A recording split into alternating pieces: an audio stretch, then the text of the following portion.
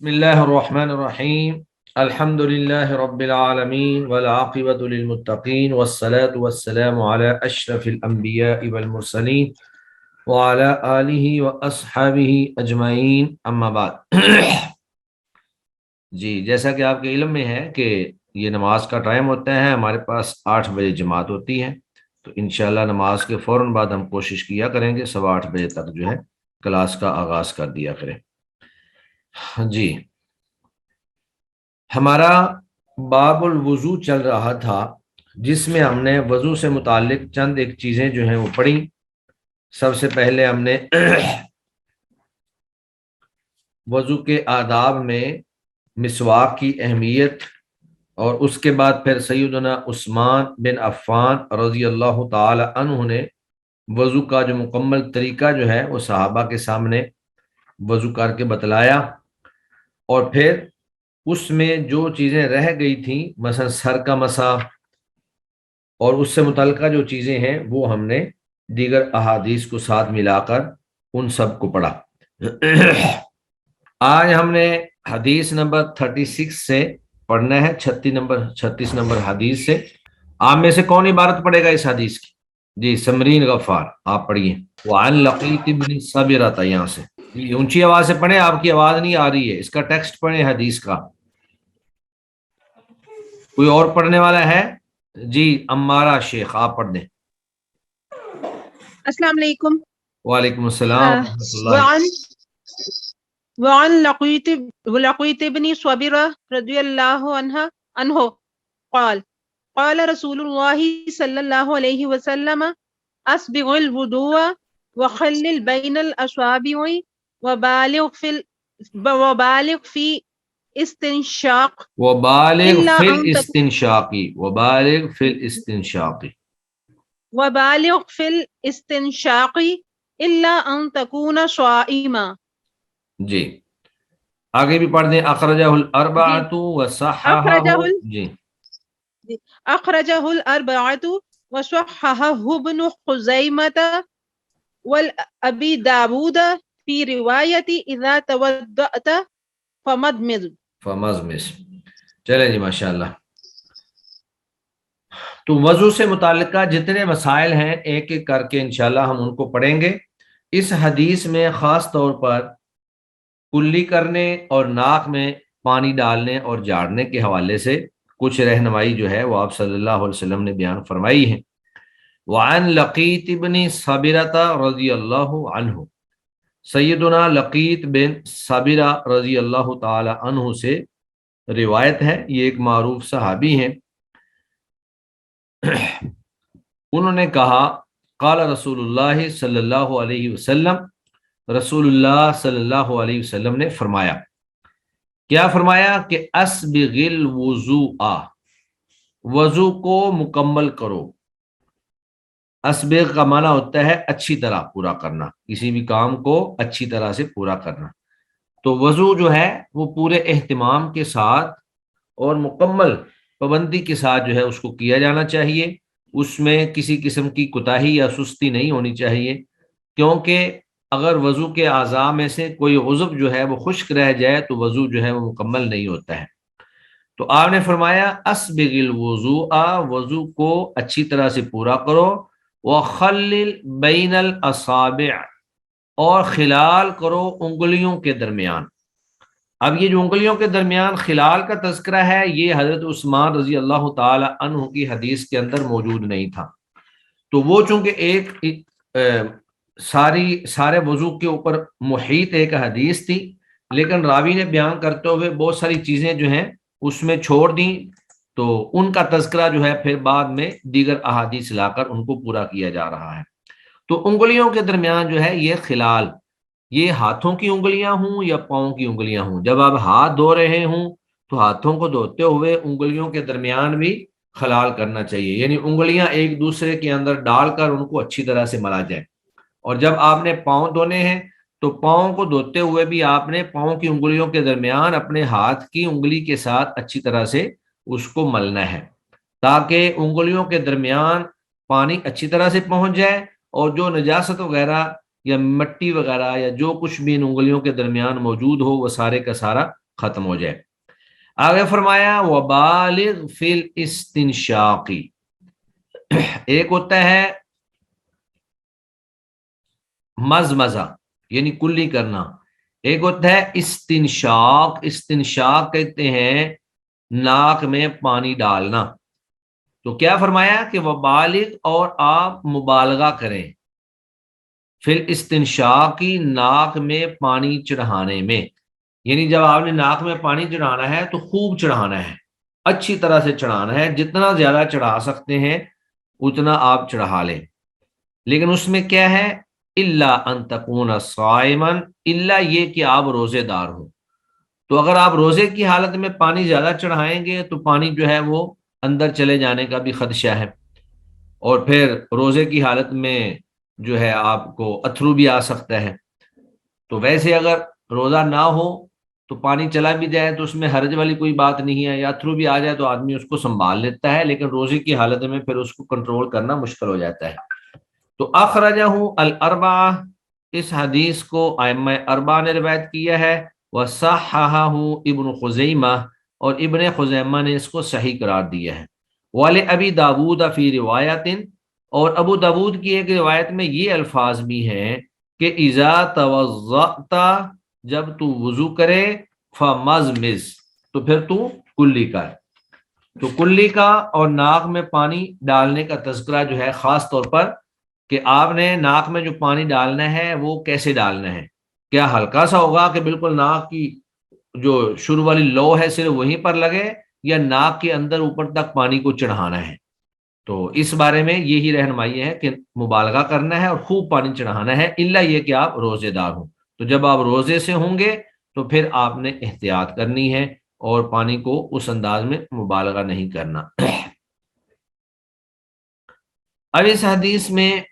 चंद एक फ़वाइद हैं, जिनमें से पहला फ़ायदा ये है कि इस बाग यानी वज़ू के अंदर मुबालगा या मुकम्मल वज़ू करना या इहतमाम के साथ वज़ू करना, इसमें तामीम है। तामीम का मतलब ये है, उमूम है, कि आपने पूरे का पूरा वज़ू जो है वो अच्छी तरह से करना है। और दूसरी बात इस हदीस से ये भी हमें साबित होती है कि आप सल्लल्लाहु अलैहि वसल्लम मुकम्मल वज़ू करने पर कितने बेहद हरीस थे, कि आपने मुतअद्दिद अहादीस के अंदर इस बागुल वज़ू, मुकम्मल वज़ू करने की तरगीब दिलाई है। और इसी तरह उंगलियों में खिलाल के वजूब पर तफसील है। अब ये यहाँ पर जो खल्लिल बैनल असाबे के अल्फाज हैं कि उंगलियों के दरमियान आप खिलाल करें, तो अहले इल्म कहते हैं कि इनमें तफसील पाई जाती है। अगर तो उंगलियां आपस में बेहद जुड़ी हुई हों और उनके दरमियान अपने आप पानी ना पहुंचता हो, तब तो उनका खिलाल करना वाजिब है ताकि पानी पहुंच जाए। और अगर उंगलियां कुशादा हैं, हाथ धोने से ही उंगलियों के दरमियान पानी, आप समझते हैं कि बाद लोगों की उंगलियां बिल्कुल पतली होती हैं और उंगलियों के दरमियान खला जो है वो काफी सारा होता है, खासतौर पे हाथों की उंगलियों में। तो पाँव की उंगलियां जो हैं वो खैर उमूमन जो है वो कुशादा नहीं होती हैं, उमूमन एक दूसरे के साथ जुड़ी होती हैं। तो गोया के मकसद क्या है, खिलाल का पानी पहुंच जाए। अगर तो पानी खुद ब खुद ही पहुंच रहा है तो फिर खिलाल वाजिब नहीं होगा, और अगर पानी नहीं पहुंचता तो फिर आपने खिलाल भी लाजमी करना है। बाकी रहा कि खिलाल करना कैसे है, तो हाथों की उंगलियों का जो खिलाल है वो तो बाहमी तौर पर उंगलियों को एक दूसरे में डालकर होगा, जबकि पाँव की उंगलियों का खिलाल जो है वो दाएं पाँव की हाँ, दाएं पाँव को जब धोएंगे तो उसकी जो सबसे आखिरी उंगली है छोटी, वहां से शुरू करेंगे और फिर सारी उंगलियों के दरमियान फेरते हुए इसी तरह बाएं पाँव की उंगलियों के दरमियान भी दाईं जानब से, इसमें भी आपने दाईं जानब को जाकर शुरू करना है कि जब दायां पाँव आपने धोया तो दाएं पाँव की उंगलियों में खिलाल भी सबसे पहले दाईं उंगली में करेंगे, और जब बायां पाँव धोया तो बाएं पाँव में भी सबसे पहले दाएं तरफ से शुरू करेंगे, यानी कि अंगूठे से शुरू करेंगे और छोटी उंगली पे जाकर खत्म करेंगे। बाकी जो रोजेदार को है मुबालगा ना करने का हुक्म, उसकी बुनियादी वजह यह है कि पानी के मैदे में जाने का अंदेशा है। جس طرح کے دیگر اور کئی ایک روایات جو ہیں ان سے بھی اس بات کا ثبوت ملتا ہے، اس لیے احتیاط کرنا بہتر ہے۔ جی، اس کے بعد آگے ہے داڑھی کا خلال۔ تو داڑھی کے خلال کے حوالے سے بھی آپ صلی اللہ علیہ وآلہ وسلم کا عمل جو ہے وہ ہمارے سامنے ہے۔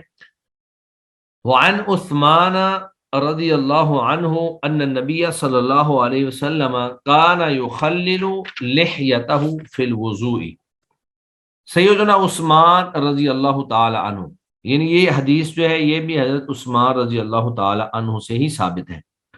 تو پیچھے جو انہوں نے ایک لمبی حدیث کے اندر وضو کا جو طریقہ بتایا تھا وہاں پر داڑھی کے خلال کا تذکرہ نہیں تھا، تو یہ حدیث بھی چونکہ حضرت عثمان رضی اللہ تعالیٰ عنہ سے ثابت ہے، لہذا حافظ ابن حجر رحمہ اللہ انہی کی روایت کو ہی لے آئے ہیں، اور یہ صحیح حدیث ہے۔ تو حضرت عثمان رضی اللہ تعالیٰ عنہ سے مروی ہے ان النبی صلی اللہ علیہ وسلم، بے شک نبی کریم صلی اللہ علیہ وآلہ وسلم کان یخلل، آپ خلال کیا کرتے تھے، لحیتہ، اپنی داڑھی کا، فی الوضوء، وضو میں۔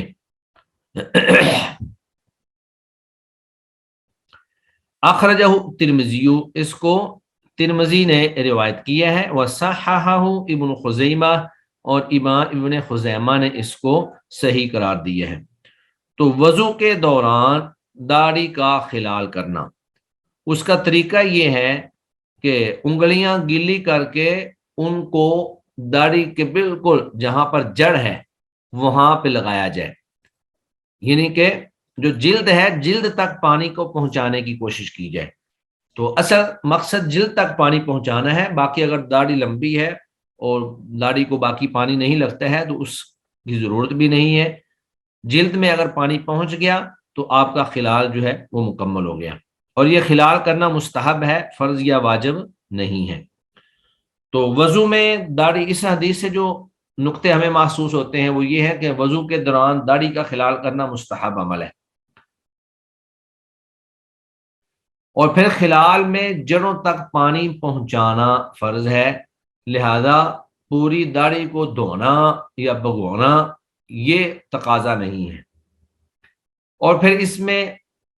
انسان کے جو آنکھوں کے اوپر بمیں ہیں یا پلکیں ہیں ان کا چونکہ تذکرہ نہیں ہے، لہذا ان کے لیے الگ سے جڑوں تک پانی پہنچانا یہ ضرورت نہیں ہے۔ عموماً یہ بال ایسے ہوتے ہیں کہ جب آپ منہ دھوتے ہیں تو منہ پہ اچھا خاصا پانی جو ہے وہ لگایا جاتا ہے، تو اس پانی سے وہ ان کی جلد تک پانی پہنچ جاتا ہے۔ لیکن اگر پانی نہ بھی پہنچے تو ان کو الگ سے مسح کرنے یا ان کا الگ سے خلال کرنے کی ضرورت نہیں ہے۔ دوسرا ایک نقطہ یہ بھی بیان کیا گیا ہے کہ اگر داڑھی جو ہے وہ بہت ہلکی ہو اور انسان کے جسم کی کھال جو ہے وہ نیچے سے نظر آ رہی ہو، اور آپ جب منہ دھوئیں تو خود بخود ہی پانی جو ہے وہ نیچے تک چلا جائے، ایسے ہی کہ جیسے ایک شخص کی داڑھی ہے ہی نہیں، یا بعض لوگوں کی داڑھی بالکل جو ہے بہت ہی ہلکی ہوتی ہے اور نیچے سے جلد جو ہے وہ واضح نظر آ رہی ہوتی ہے، تو پھر ایسے شخص کے لیے بالوں کا یعنی کہ داڑھی کا خلال کرنا مستحب ہے، ضروری نہیں ہے۔ جی، اسی طرح وضو میں اعضائے وضو کو ملنے کا حکم ہے کہ جب آپ نے اعضائے وضو کو دھونا ہے تو ان کو اچھی طرح سے مل کر جو ہے وہ آپ دھوئیں گے۔ تو 38 نمبر حدیث جو ہے وہ سیدنا عبداللہ بن زید رضی اللہ تعالیٰ عنہ سے ثابت ہے، وعن عبد اللہ بن زید قال ان النبی صلی اللہ علیہ وآلہ وسلم اوتیا بثلثی مد فجعل يدلك ذراعيه اخرجه احمد وصححه ابن خزیمہ۔ تو عبداللہ بن زید رضی اللہ تعالی عنہ سے معروف ہے کہ ان النبی صلی اللہ علیہ وآلہ وسلم، بے شک نبی کریم صلی اللہ علیہ وسلم کی خدمت میں اوتیا لایا گیا، بثلثی مد، ایک مد کا 2/3، ایک مد کا 2/3 پانی جو ہے وہ آپ صلی اللہ علیہ وسلم کے پاس لایا گیا۔ تو ایک مد کا 2/3 پانی جو ہے وہ تقریباً 600 گرام بنتا ہے، یعنی آدھا کلو گرام سے کچھ زیادہ۔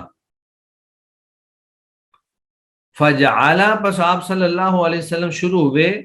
یدلکو، ملنے لگے،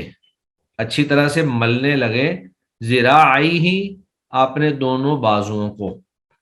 تو آپ نے یہاں پہ اگرچہ بازوؤں کو ملنے کا تذکرہ ہے، لیکن پورے جتنے بھی جسم کے اعضاء ہیں جن کو دھویا جائے گا ان کو مل مل کر اور اچھی طرح سے دھویا جائے گا، تاکہ کوئی بھی حصہ جو ہے وہ خشک نہ رہ جائے۔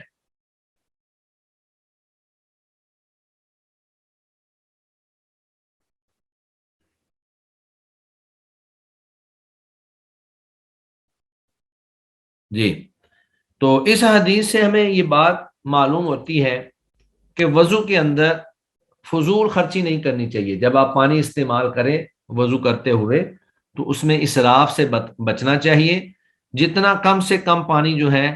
وہ آپ استعمال کریں اتنا ہی بہتر ہے، لیکن وہ جو پانی تھوڑا ہو اس کو آپ نے اچھی طرح سے جسم پر ملنا ہے۔ اب دیکھیں، ایک طریقہ یہ ہوتا ہے کہ آدمی ٹوٹی کھول کے اس کے نیچے جو ہے وہ ہاتھ کر دے، اور ایک یہ ہے کہ الگ برتن میں تھوڑا سا پانی لے کر آپ وہاں سے پانی لیں، چلو بھریں، اور وہ جو تھوڑا پانی ہے اگر آپ اس کو ملیں گے اپنے بازوؤں پر یا جسم کے حصے پر یا پاؤں پر، تو وہ تھوڑا سا پانی جو ہوتا ہے وہ بھی مکمل طور پہ پورے عضو کو اچھی طرح سے دھو دیتا ہے۔ تو اس لیے جب بھی وضو کریں تو وضو کرتے وقت پانی تھوڑے سے تھوڑا استعمال کرنے کی کوشش کریں، پانی کے اندر اسراف جو ہے وہ جائز نہیں ہے۔ اور پھر اسی طرح وضو کرتے ہوئے اعضائے وضو کو ملنا مستحب ہے، اور اگر پانی زیادہ موجود ہو تو بھی پانی زیادہ ہونے کے باوجود بھی مل کر اعضاء کو دھونا یہ آپ صلی اللہ علیہ وسلم کی سنت ہے۔ یہ نہیں ہے کہ اگر پانی زیادہ مقدار میں آپ کے پاس موجود ہے تو پھر آپ نہ ملیں، بلکہ پھر بھی آپ کو ملنا چاہیے، کیونکہ ملنا جو ہے یہ بذات خود آپ صلی اللہ علیہ وسلم کی سنت ہے۔ اس کے بعد آگے ہے سر اور کانوں پر مسح کرنے کا طریقہ اور دونوں کا حکم۔ سر پر کیسے مسح کیا جائے گا اور کانوں کا مسح جو ہے وہ کیسے کیا جائے گا۔ وعنہ، اور انہی سے ہی یعنی عبداللہ بن زید سے ہی روایت ہے، انہ رأى النبی صلی اللہ علیہ وسلم، کہ بے شک انہوں نے دیکھا نبی کریم صلی اللہ علیہ وسلم کو، یاخذ، پانی لیتے ہوئے، لأذنیہ، اپنے دونوں کانوں کے لیے، ماء، پانی، خلاف الماء، علاوہ اس پانی کے، الذی اخذہ، جو آپ نے لیا تھا، لرأسہ، اپنے سر کے لیے، یعنی کہ آپ صلی اللہ علیہ وآلہ وسلم نے جو پانی سر کا مسح کرنے کے لیے لیا تھا اس کے علاوہ جو ہے وہ آپ نے پانی لیا اور اپنے کانوں کا مسح کیا۔ تو اس سے یہ بات ہمارے سامنے آتی ہے کہ سر کا مسح جو ہے وہ الگ پانی سے کیا جائے گا، اور جب آپ نے کانوں کا مسح کرنا ہے تو اس کے لیے الگ سے آپ نے پانی لینا ہے۔ بہرحال یہ ایک اختلافی مسئلہ ہے۔ امام شافعی رحمہ اللہ، ان کی رائے یہی ہے کہ کانوں کے مسح کے لیے نیا پانی لینا چاہیے اسی حدیث کی بنیاد پر، جبکہ دیگر کئی ایک ائمہ جو ہیں وہ کہتے ہیں کہ سر جو ہے، کان بھی سر کا حصہ ہے، تو جب کان جو ہے وہ سر کا حصہ ہے، لہذا ایک ہی دفعہ جو آپ نے پانی لے لیا اس سے آپ سر کا مسح بھی کر سکتے ہیں اور اس سے آپ کانوں کا مسح بھی کر سکتے ہیں۔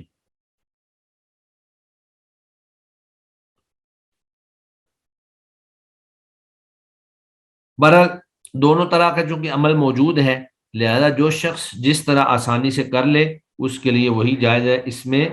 وسعت رکھنی چاہیے اور اس کے اندر کسی بھی ایک موقف کے اوپر جو ہے سختی نہیں کرنی چاہیے۔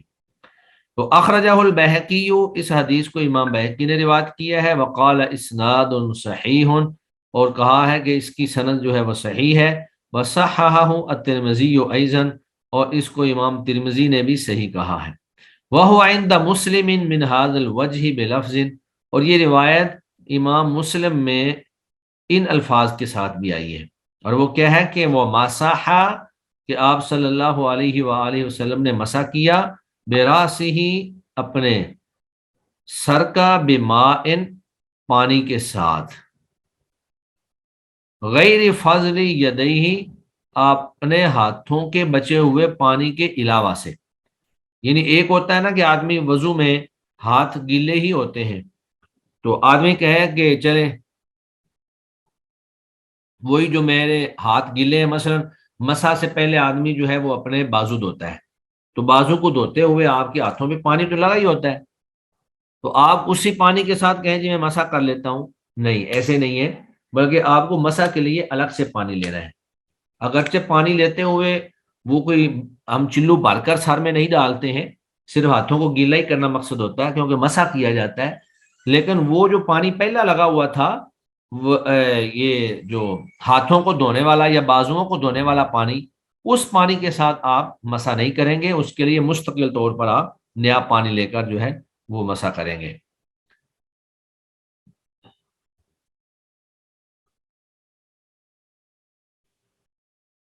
उसके बाद फिर आगे वो अहादीस हैं जिनमें मुकम्मल वजू करने की फजीलत मौजूद है कि अगर आप वजू के अंदर एहतमाम करते हैं, मुबालगा करते हैं, आज़ा को मुकम्मल तौर पर धोते हैं और फिर उनको मल मल कर धोते हैं, तो उसके बेशुमार फ़ज़ाइल हैं जो आप सल्लल्लाहु अलैहि वसल्लम ने अहादीस मुबारका के अंदर बयान फरमाए हैं। उनमें से एक हदीस ये हमारे सामने मौजूद है और वो हदीस सैयदुना अबू हुरैरा रज़ी अल्लाह ताला अन्हु से मरवी है। वान अबी हुरैरा रज़ी अल्लाहु अन्हु क़ाल समिअतु रसूलल्लाह सल्लल्लाहु अलैहि वसल्लम यक़ूल इन्ना उम्मती यअतूना यौमल क़ियामह गुर्रन मुहज्जलीना मिन असरिल वुज़ूइ फमन इस्तताअ मिनकुम अन युतीला गुर्रतहु फलयफ़अल।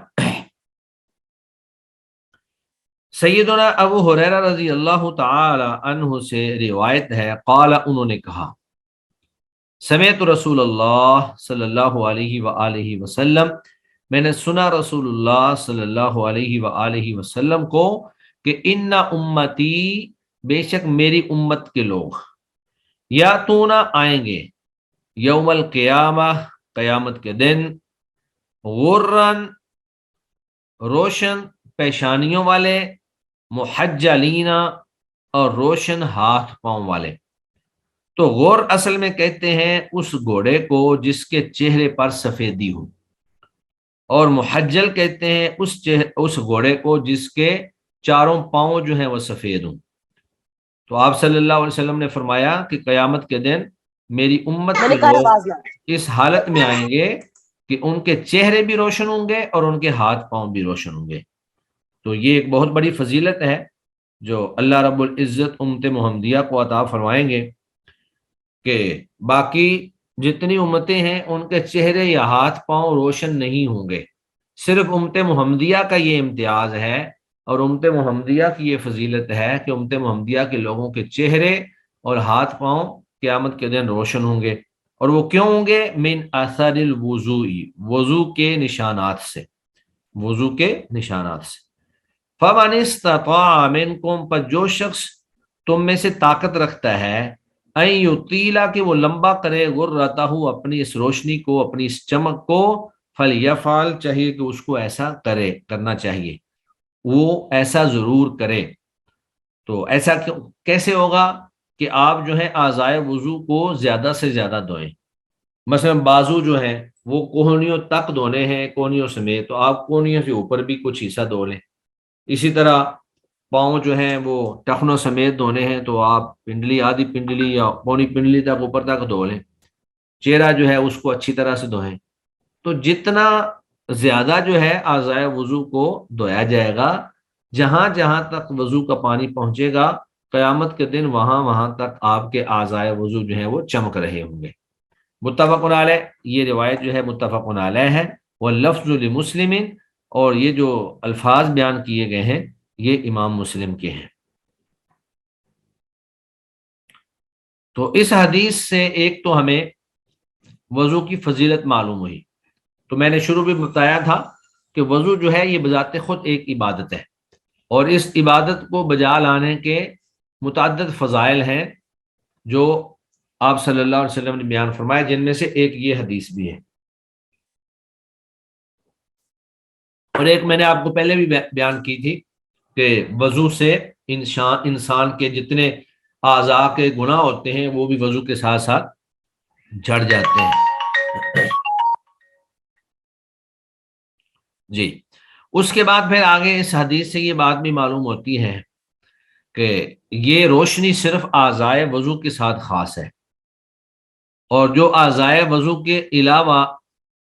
اعضاء ہیں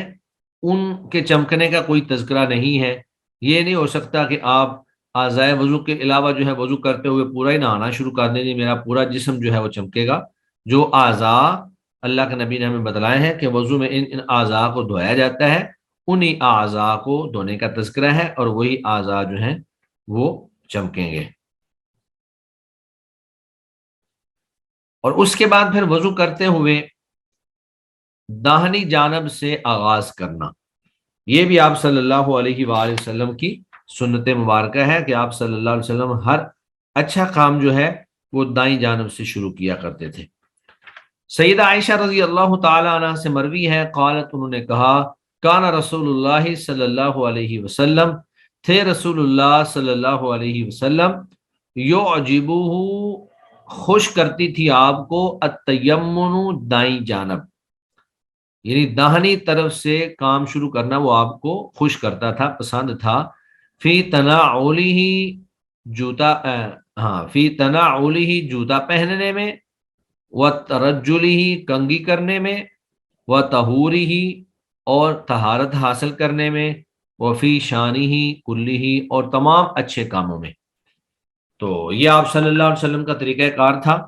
کہ آپ جوتا پہنتے وقت، کنگھی کرتے وقت، یا طہارت حاصل کرتے وقت، یا دیگر تمام جتنے بھی محتم بشان اچھے کام ہیں، ان تمام کاموں میں آپ صلی اللہ علیہ وسلم دائیں جانب سے شروع کرنے کو پسند کرتے تھے، اور یہ آپ صلی اللہ علیہ وسلم کی سنت مبارکہ ہے۔ تو جب بھی آپ وضو کریں تو وضو میں بھی آپ نے دائیں جانب سے وضو شروع کرنا ہے۔ اس حدیث سے جو باتیں ہمیں معلوم ہوتی ہیں وہ یہ ہیں کہ آپ صلی اللہ علیہ وسلم کو اپنے دین اور دنیا کے سب اچھے کاموں میں دائیں طرف سے آغاز کرنا پسند تھا، جیسے جوتا پہننا، کنگھی کرنا، اور پھر جو ہے طہارت حاصل کرنا۔ اگرچہ حدیث کے اندر تو یہ 3 امور آئے ہیں، لیکن ان سے یہ بات ثابت ہوتی ہے کہ دیگر بھی تمام اچھے امور جو ہیں ان کو دائیں جانب سے شروع کیا جائے، جیسے مسواک کرنا، یا اسی طرح اور دیگر جو اچھے کام ہیں۔ پھر اس سے یہ بات بھی ثابت ہوتی ہے کہ کنگھی کرنا یہ بھی آپ صلی اللہ علیہ وسلم کی سنت ہے۔ اگر کوئی شخص یہ کہے کہ میں نے تو رہبانیت اختیار کر لی ہے اور میں کنگھی نہیں کروں گا، اور اس کے بال بکھرے ہوئے ہوں اور وہ کبھی کنگھی نہ کرے، بالوں کے اندر جو ہے جوئیں پڑی ہوئی ہوں، تو یہ بات جو ہے شریعت اس بات کا حکم نہیں دیتی ہے۔ صفائی ستھرائی اور طہارت یہ اسلام کا تقاضا ہے۔ پھر اسی طرح آدمی کو اپنی صفائی ستھرائی حتیٰ کہ لباس کا خصوصی طور پر دھیان رکھنا چاہیے، جیسا کہ اللہ کے نبی اپنے بالوں میں کنگھی فرمایا کرتے تھے۔ میلا کچیلا اور بکھرا بکھرا رہنا جو ہے یہ اسلامی آداب کے خلاف ہے۔ پھر اس سے یہ بھی ثابت ہوا کہ جوتا پہننا جو ہے یہ بھی آپ صلی اللہ علیہ وسلم کی سنت مبارکہ ہے۔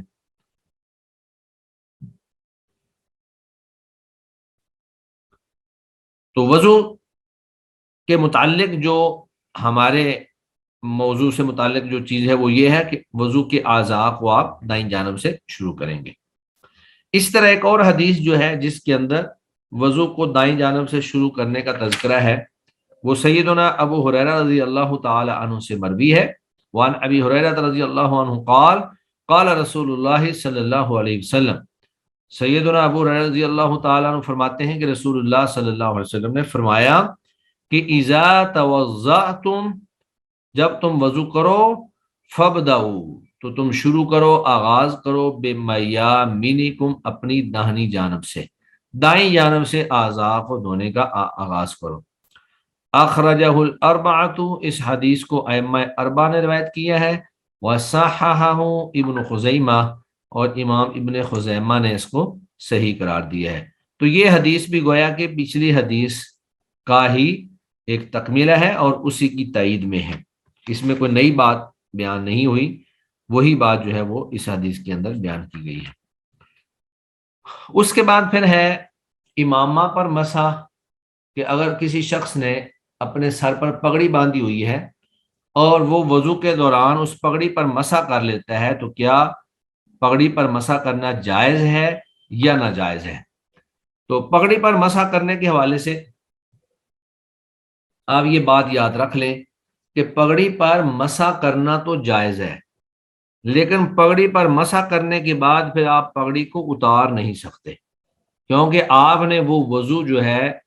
اس کا جو مسح ہے وہ پگڑی کے ساتھ اس کو قائم کیا ہے، اور اگر آپ پگڑی اتار دیتے ہیں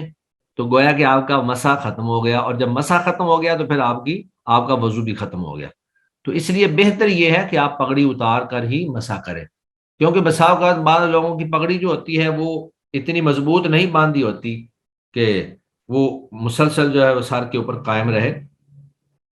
کئی لوگ جو ہیں وہ جب سجدے میں جاتے ہیں تو ان کے سر کے اوپر اگر ٹوپی ہو یا پگڑی ہو تو وہ گر جاتی ہے، تو اس چیز کا لحاظ رکھنا ہے۔ تو اگر ایک شخص نے پگڑی اچھی طرح سے کھینچ کر باندھی ہوئی ہے اور اس کو یہ یقین ہے کہ میری پگڑی جو ہے وہ سجدے میں جا کر یا کسی وقت بھی اترے گی نہیں، تو پھر اس کو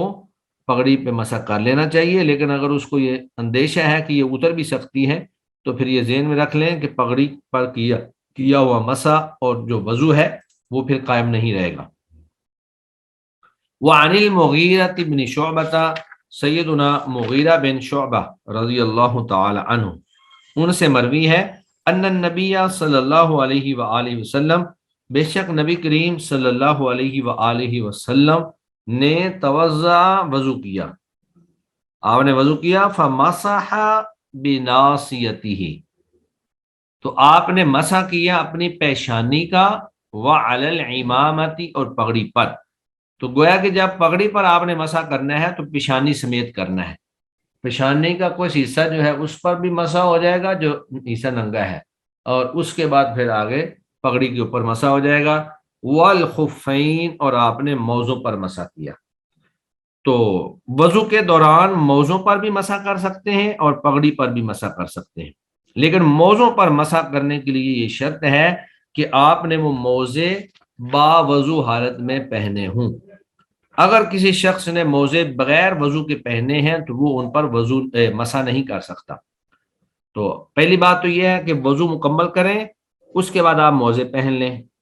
تو پھر آگے جب تک وہ وضو آپ کا ٹوٹتا نہیں ہے اس وقت تک تو آپ کا وہی وضو جو ہے وہ چلے گا، اور جب وہ وضو ٹوٹ گیا تو پھر آپ نے جب دوبارہ وضو کرنا ہے تو پھر آپ ان موزوں پہ یا جرابوں پر آپ مسح کر سکتے ہیں، اور پھر 5 نمازیں یعنی ایک دن اور ایک رات جو ہے وہ آپ ان موزوں کے اوپر مسح کر کے نمازیں ادا کر سکتے ہیں، لیکن پہلی شرط وہی ہے نا کہ آپ نے وہ طہارت کی حالت میں یعنی باوضو حالت میں آپ نے موزے پہنے ہوں، اور پھر دوسری بات یہ بھی ہے کہ درمیان میں آپ نے اتارے نہ ہوں، کیونکہ جب آپ نے دوسرا وضو کیا مسح کر کے، تو جب آپ نے مسح کر کے وضو کیا تھا تو وہ آپ کا وضو جو ہے وہ مسح کے ساتھ قائم ہے۔ تو اگر ایک شخص وضو کرتا ہے اور اپنی جرابوں یا اپنے موزوں پر مسح کر لیتا ہے، لیکن بعد میں وہ نماز سے پہلے ہی موزے یا جرابیں اتار دیتا ہے، تو اس کا وضو ختم ہو جائے گا، کیونکہ اس نے وہ جو مسح کیا تھا وہ چیز ہی اتار دی جس پر اس نے مسح کیا تھا، بالکل ویسے ہی جیسے پگڑی کا معاملہ ہے۔ اور اس کے پھر بعد اگلی جو حدیث ہے اس کے اندر بھی وہی بات جو ہم اس سے پہلے پڑھ چکے ہیں کہ دائیں جانب سے آپ جو ہیں وضو کو شروع کریں گے، وہ ہے وعن جابر بن عبداللہ، جابر بن عبداللہ کی روایت، فی صفت حج النبی، نبی کریم صلی اللہ علیہ وآلہ وسلم کے حج کے بارے میں ہے۔ وہ کیا ہے کہ ابدأوا بما بدأ اللہ بہ، کہ تم ابتدا اس چیز سے کرو جس چیز سے اللہ نے ابتدا کی ہے۔ تو یہ اگرچہ تذکرہ حج کا آ گیا ہے وضو کے باب میں، لیکن اشارہ اس بات کی طرف ہے کہ جس طرح باقی اعمال میں ان چیزوں سے ہم شروع کریں گے جہاں سے اللہ شروع کرتے ہیں، تو وضو میں بھی ہم ویسے ہی شروع کریں گے۔ تو حج کے معاملے میں یہ ہے کہ پہلے صفا کا تذکرہ ہے، ان الصفا والمروہ من شعائر اللہ فمن حج البیت او اعتمر فلا جناح علیہ۔ تو وہاں پر چونکہ پہلے صفا کا تذکرہ ہے، لہٰذا جب آپ صفا اور مروہ کی صحیح کریں گے تو آپ نے پہلے صفا سے آغاز کرنا ہے، ابداؤ بما بدا اللہ بہ۔ اور دوسری بات یہ ہے کہ جب آپ وضو کر رہے ہیں تو وضو کی جو آیت قرآن مجید کے اندر موجود ہے وہ یہ ہے کہ فَاغْسِلُوا وُجُوهَكُمْ وَأَيْدِيَكُمْ إِلَى الْمَرَافِقِ، کہ سب سے پہلے اپنے چہروں کو دھو پھر اپنے ہاتھوں کو دھو۔ تو جس چیز کا تذکرہ اللہ کے نبی نے، اللہ تعالیٰ نے پہلے کیا ہے، ہم بھی اسی سے وضو کا آغاز کریں گے۔ اور اس کے بعد پھر اگلی روایت بھی انہی سے ہی، یعنی کہ حضرت جابر بن عبداللہ رضی اللہ تعالی عنہ سے ہی مروی ہے۔ اس میں وضو کے اندر بازو کو جب دھونا ہے تو بازوؤں میں مرفقین یعنی کوہنیوں کو بھی اسی کے ساتھ ہی دھونا ہے۔ وعنہ، اور انہیں سے ہی مروی ہے، قال، انہوں نے کہا، کان نبی صلی اللہ علیہ وسلم، تھے رسول اللہ صلی اللہ علیہ وسلم، اذا توضأ، جب آپ وضو کرتے، ادار الماء، تو آپ گھماتے پانی کو، علی مرفقیہ، اپنی کوہنیوں پر۔ تو اس حدیث کو امام دارقطنی نے روایت کیا ہے، لیکن اس کی سند اگرچہ ضعیف ہے۔ تو سند ضعیف ہونے کے باوجود جو ہم پیچھے صحیح احادیث پڑھ چکے ہیں، حضرت عثمان رضی اللہ تعالی عنہ نے اپنا جو پورا وضو کا مکمل طریقہ جو ہے وہ صحابہ کے سامنے اور لوگوں کے سامنے کیا، اور دیگر احادیث جو ہیں ان میں کوہنیوں کو بھی دھونے کا تذکرہ چونکہ موجود ہے، لہذا اگر ایک ضعیف حدیث بھی آ جائے تو باقی صحیح احادیث کے اندر اس موضوع کا تذکرہ موجود ہے، لہذا ہم ان احادیث کو سامنے رکھ کر اس بات پر عمل کریں گے کہ جب بھی آپ نے اپنے بازو کو دھونا ہے تو اس کے ساتھ ساتھ آپ نے کوہنیوں کو بھی دھونا ہے۔ تو آج کا ہمارا لیسن انشاءاللہ یہیں پر ہی ہے، یہاں تک ہی ہم پڑھیں گے، باقی انشاءاللہ پھر نیکسٹ ویک میں پڑھیں گے۔ سبحانک اللہم و بحمدک، اشہد ان لا الہ الا انت، استغفرک و اتوب الیک۔